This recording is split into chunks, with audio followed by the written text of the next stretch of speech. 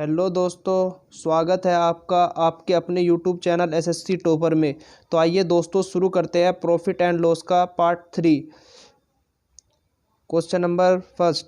एक दुकानदार 10 रुपये में 11 की दर से वस्तुएं खरीदता है और उन्हें 10 रुपये में 10 की दर से बेच देता है। लाभ या हानि की प्रतिशत गणना करो। सबसे पहले हम लिखते हैं रुपया, यानी कितने में उसने रुपया। उसके बाद हम लिखते हैं वस्तु, उसने 10 रुपये में 11 की दर से वस्तुएं खरीदी, यानी उसने 10 रुपये में 11 वस्तु खरीदी और उन्हें 10 रुपये में 10 की दर से बेच दिया, 10 वस्तु की दर से बेच दिया। सबसे पहले हमें इसमें देखना है कि इस तरह के सवालों में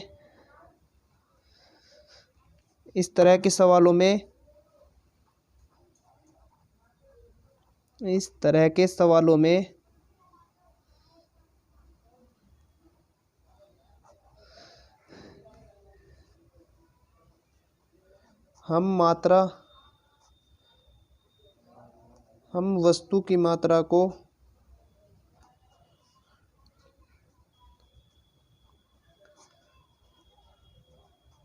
बराबर करते हैं।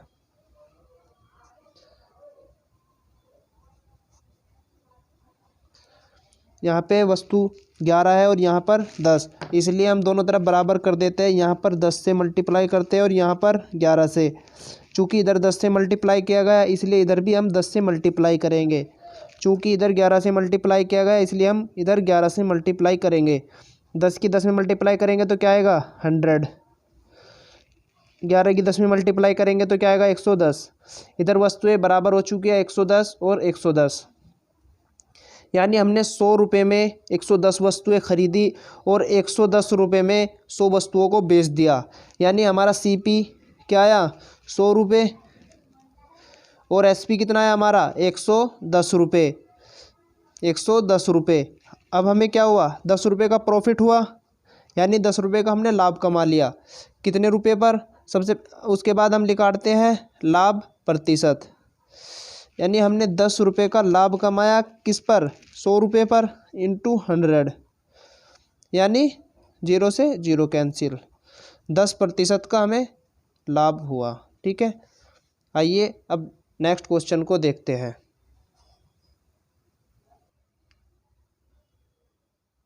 8 रुपये में 10 वस्तुएं खरीदी गई और 10 रुपये में 8 वस्तुएं बेची गई, तो लाभ प्रतिशत कितना है?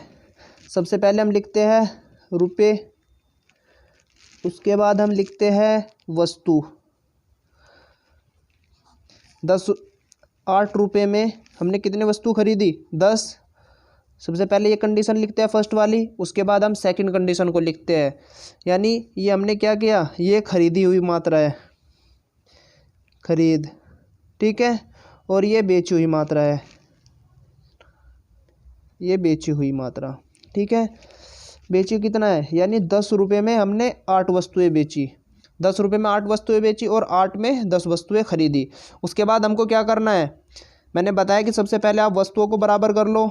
8 और 10 को अगर हम बराबर करें तो इनका एलसीएम कितना है 10 चौक 40, यानी 40 कर लो दोनों तरफ, 8 पंजे 40, क्योंकि 4 से इधर मल्टीप्लाई, 10 चौक 40 और 8 पंजे 40, वस्तुएं हमारी बराबर हो गई। उसके बाद हम क्या करेंगे, चूँकि हमने 4 से इधर मल्टीप्लाई किया इसलिए हम 4 से इधर मल्टीप्लाई करेंगे। चूँकि हमने इधर 5 से मल्टीप्लाई किया इधर हम 5 से मल्टीप्लाई करेंगे। उसके बाद क्या होगा, अब हमारा ख़रीदा हुआ मूल्य कितना हो जाएगा 8 चौक 32 और ये कितना हो जाएगा 10 पंजे 50, यानी कि हमारा सीपी और एसपी क्या आ गया 32 रुपये सीपी हमारा, और एसपी कितना आ गया हमारा 50 रुपये। ठीक है, अब 32 रुपये में हमें 50 रुपये में बेचने पर किसी वस्तु को कितने रुपए का प्रॉफिट होगा 18 रुपये का। लाभ प्रतिशत क्या होगा 18 रुपये का प्रॉफिट 32 रुपये पर इंटू 100। ठीक है, 9 दूनी 18, 16 दूनी 32, 4 चौक 16 और 25 चौका 100। ठीक है, परसेंटेज वैल्यू 25 निमा 225/4%। आंसर इसको आप आगे भी सोल्व कर सकते हो, जैसे 4 पंजे 20 और 4 छिक 24, एक बचा, एक और 0, 4 दूनी 8 और 4 पंजे 20, 56.25%। आइए अब हम नेक्स्ट क्वेश्चन को देखते हैं। एक विक्रेता 10 रुपये में 4 की दर से वस्तुएं खरीदता है और 10 रुपये में 5 की दर से और वस्तुएं खरीदता है। वह 20 रुपये में 9 की दर से इन सभी वस्तुओं को बेच देता है। उसे कितने प्रतिशत का लाभ या हानि होगी? तो सबसे पहले हम क्या करेंगे, पहले ये देखना है सबसे पहले कि उसने टोटल कितने रुपए में कितनी वस्तुएं खरीदे। सबसे पहले हम वस्तुएं खरीदना निकालेंगे, यानी रुपया और वस्तु। 10 रुपये में कितनी वस्तु खरीदी शुरू में? 4। फिर उसके बाद 10 रुपये में कितनी वस्तु खरीदी? 5।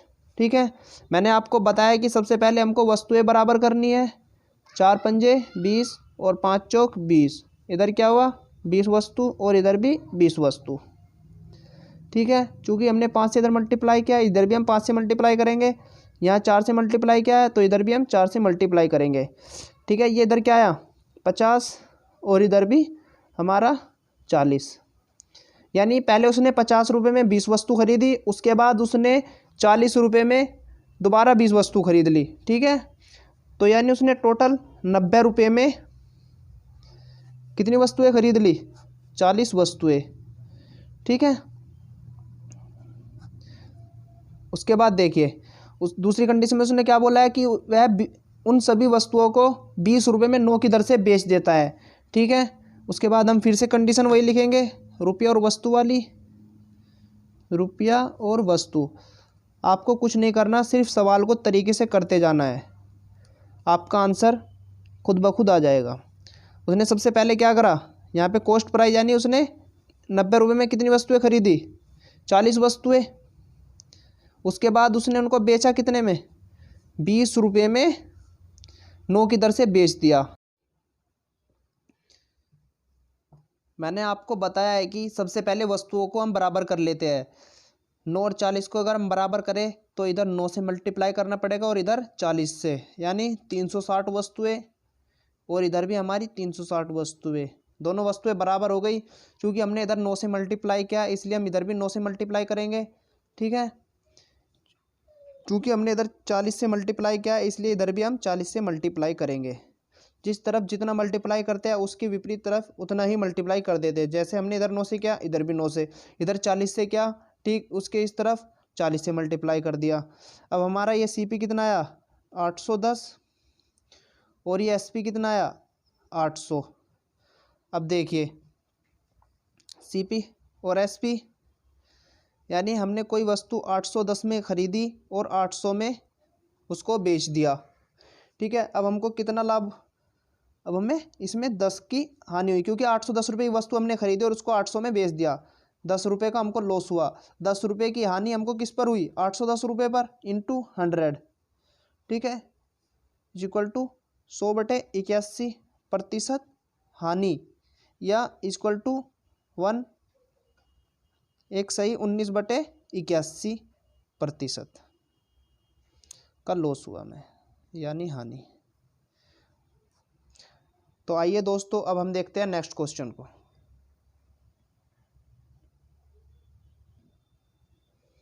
इस क्वेश्चन में क्या कहा है इसने? एक आदमी 40 रुपये में 3 की दर से कुछ संतरे खरीदता है और उतनी ही मात्रा में कुछ संतरे 60 रुपये में 5 की दर से और ख़रीदता है। यदि वह सभी संतरे मिलाकर 50 रुपये में 3 की दर से बेचता है तो उसे प्राप्त होने वाले लाभ या हानि ज्ञात करो। सबसे पहले हम ये निकालेंगे कि उसने कितनी वस्तुएं खरीदी और कितने रुपए में खरीदी। सबसे पहले उसने 40 रुपये में 3 वस्तु खरीदी।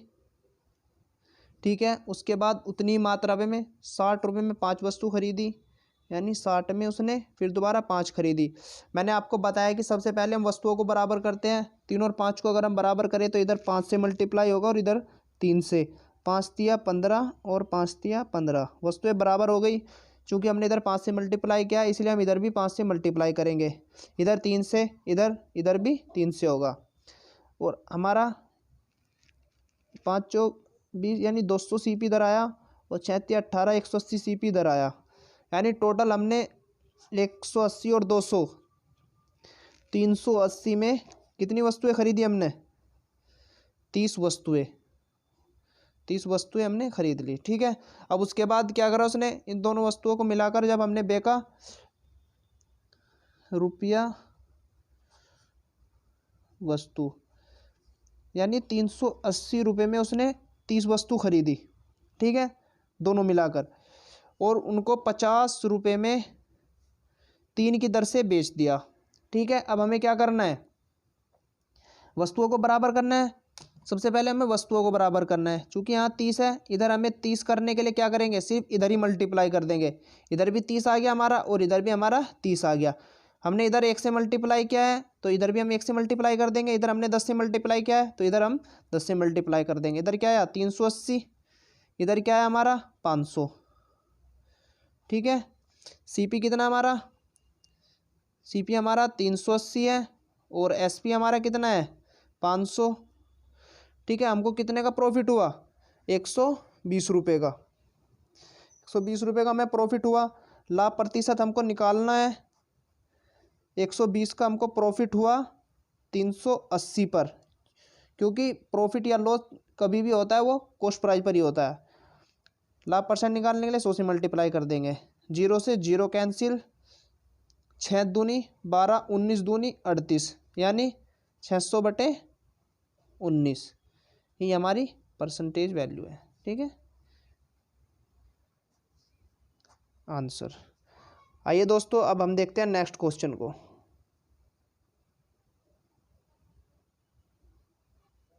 नेक्स्ट क्वेश्चन में क्या कह रहा है? एक फल विक्रेता 700 संतरे 500 रुपये के 100 संतरे की दर से खरीदता है और एक अन्य किस्म 700 रुपये के 100 संतरे की दर से 500 संतरे खरीदता है और उनको 84 रुपये प्रति दर्जन पर बेच देता है। उसका लाभ या हानि प्रतिशत ज्ञात करो। ठीक है, अब एक बात बताओ मुझे, उसने 100 संतरे कितने रुपये खरीदे? 100 संतरे उसने 500 रुपये के खरीदे। 100 संतरे उसने 500 रुपये खरीदे। अब वो 700 संतरे कितने रुपये में खरीदेगा? 700 संतरे, जाहिर सी बात है, जब 100 संतरे 500 में खरीद रहा तो 700 संतरे वो 3500 रुपये में खरीदेगा, यानी 7 पंजे 35, 3500 रुपये में खरीदेगा। ठीक है, अब उसने और दूसरे संतरे कितने में खरीदे? उसने 700 रुपये के 100 संतरे की दर से 500 संतरे खरीदता है, यानी उसने 100 संतरे 700 रुपये में खरीदे। अब की बार दोबारा उसने 100 संतरे 500 रुपये में खरीदे, 100 संतरे 700 रुपये में, 100 संतरे 700 रुपये में, तो 500 संतरे कितने में खरीदेगा वो?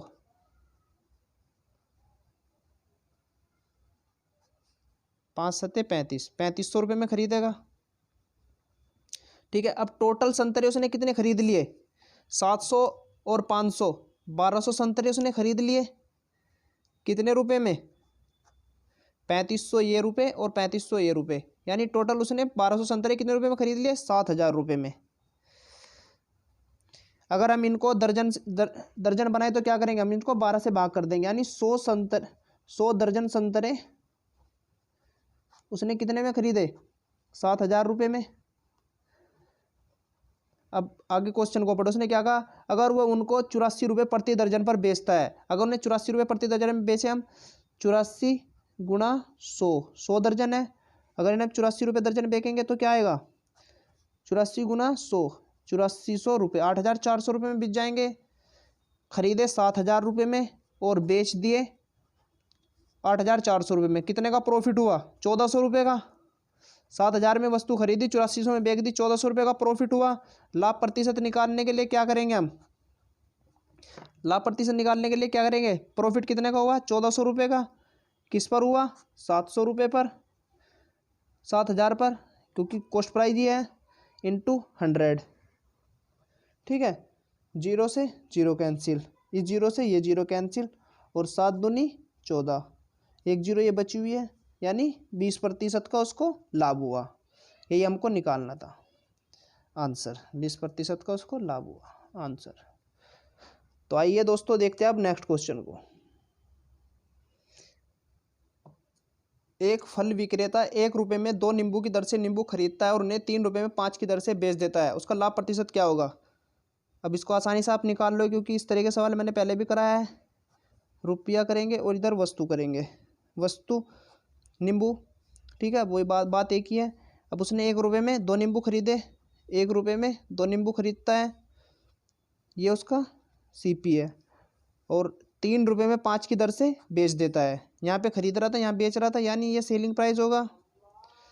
3 रुपये में 5 बेचता है, यानी 3 रुपये में 5 की दर से बेच देता है। वस्तु को हम क्या करेंगे, सबसे पहले बराबर कर लेंगे, इधर भी 5 से मल्टीप्लाई करेंगे तो इधर 2 से करेंगे, यानी 10 वस्तु इधर आ गई और 10 वस्तु इधर आ गई। 5 से इधर मल्टीप्लाई किया है तो इधर भी 5 से मल्टीप्लाई करेंगे, इधर हमने 2 से मल्टीप्लाई किया है तो इधर हम 2 से मल्टीप्लाई करेंगे। तो ये क्या आ गया, 5 आ गया, और ये क्या आ गया, 2 आ गया। अब एक बात बताओ, CP क्या है हमारा 5, और 5 रुपये, और SP क्या है हमारा 2 रुपये। ये CP है और ये SP है, ये 2 रुपये आया। अब एक बात बताओ, हमने कोई वस्तु 5 रुपये खरीदी और 2 रुपये की बेच दी, तो उसको क्या हुआ, 3 रुपये की हानि, यानी 3 रुपये का उसकी हानि हुई। ठीक है, 3 रुपये की हानि हुई उसको कितने पर, 5 रुपये पर, इंटू 100, 5 दूनी 10, 0 20 या 60, यानी उसको 60% की क्या हुई, हानि हुई।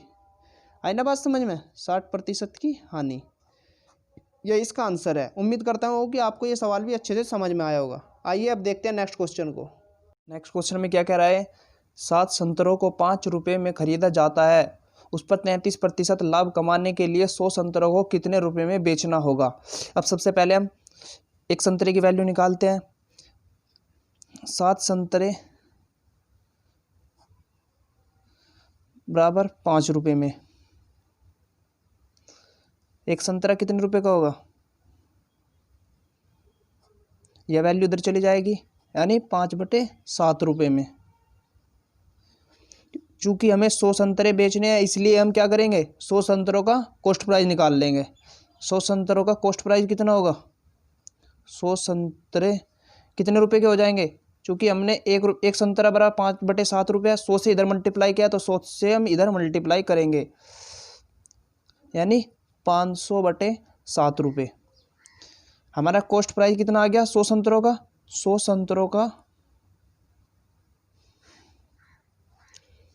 संतरों का कॉस्ट प्राइस इक्वल टू क्या आ गया, 500/7 रुपये। अब उसने हमें क्या बोला है, 33% लाभ कमाने के लिए। 33% की वैल्यू क्या होगी, 33/100। मैंने आपको बताया था कि ये हमेशा कॉस्ट प्राइस होता है और ये लाभ या हानि, तो इसमें लाभ बोला है तो ये लाभ होगा। ठीक है, उसके बाद क्या करेंगे, कॉस्ट प्राइस लिखेंगे और सेलिंग प्राइस लिखेंगे। अब हमें कॉस्ट प्राइस तो दे रखा है, सो कॉस्ट प्राइस क्या है 100 में 33 जोड़ देंगे तो क्या आ जाएगा हमारा सेलिंग प्राइस, 100 + 33 = 133।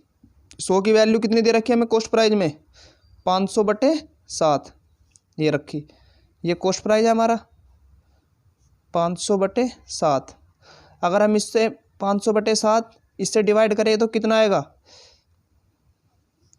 क्योंकि हमें ये निकालनी वैल्यू कितने से मल्टीप्लाई हो रखा है, तो हम क्या कर लेंगे, इसको हम इधर निकाल के देख लेंगे एक बार। 500/7 को इससे अगर डिवाइड करें तो कितना आएगा। मैंने आपको बताया था कि हमको ये देखना होता है कि ये 500/7 100 का कितना गुना है, तो इसलिए इसको गुना देखने के लिए हम 500/7 को 100 से भाग दे देंगे। तो 500/7 को जब हम 100 से भाग देंगे तो कितना आएगा हमारा 5/7। इसका मतलब यानी इसमें कितनी की मल्टीप्लाई हो रखी है 5/7 की, तो हम इधर भी क्या करेंगे 5/7 से मल्टीप्लाई कर देंगे। तो 133 में हम क्या करेंगे 5/7 से मल्टीप्लाई कर देंगे। ठीक है, अब इसको काटो, 7 एकम 7, 6 बचे, 6 और 3 7 9 63, यानी कितना आ गया 19 पंजे 95। तो उसका सेलिंग प्राइस क्या आ गया हमारा 19 पंजे 95। ठीक है, कॉस्ट प्राइस आया हमारा 500/7 रुपये और सीलिंग प्राइस हमारा क्या आ गया 95 रुपये। अब हमसे यही पूछा था कि उसने 100 संतरों को कितने में बेचा होगा, यानी 95 रुपये में उसने बेचा होगा। उम्मीद करता हूँ कि आपको ये सवाल अच्छे से समझ में आएगा।